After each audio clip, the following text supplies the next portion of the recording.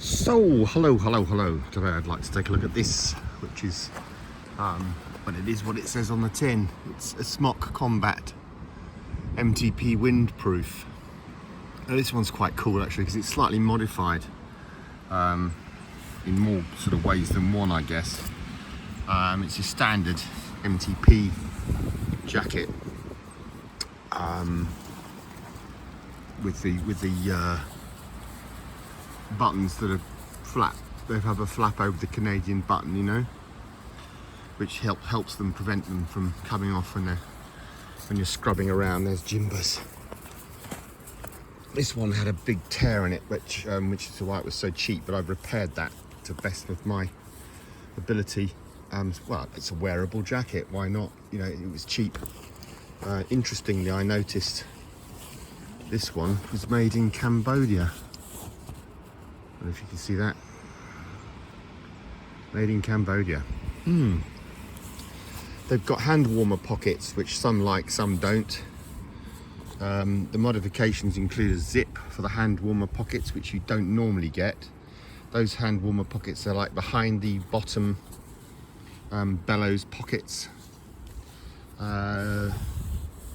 It's got Velcro adjustable cuffs. The hood on this one's been modified too, so it no longer has the big kind of gaping hood with a wire in it, with a copper wire. This one's been shortened. This jacket was sold as an SAS modified smock. Well, I mean, you can make what you will of that. They have ventilation zips under the armpits on these jackets, which are useful. As I say, I'm going to be wearing this, although I'm not a great fan of MTP. It'll come in handy. It's a nice, still good, the weft is still very good on it, windproof jacket. So I can see myself getting tons of use out of this.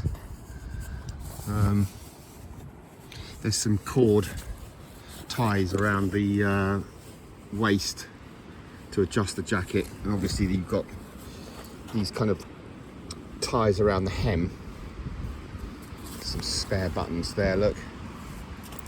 And there's a goodly zip, two-way zip, and then you've got a storm flap with Velcro, and then in the pockets themselves you've got detail. You've got looks like it's sort of a compass pocket or something, and then which is quite easy to do, if you open the pocket you can see you've got these little attachments you can put lanyards to for various different items to prevent them from being dropped in the snow per se.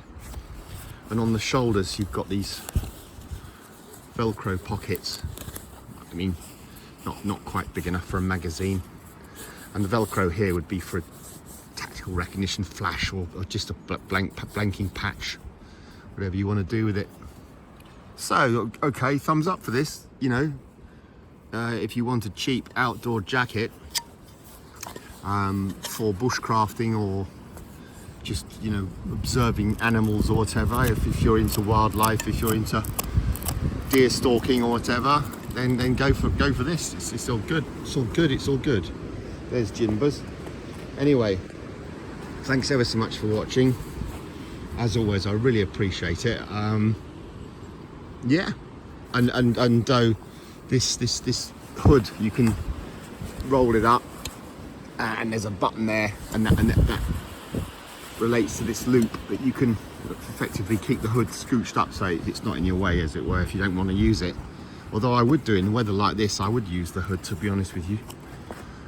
So I'll give you a wide shot of it. And there's Jimmy.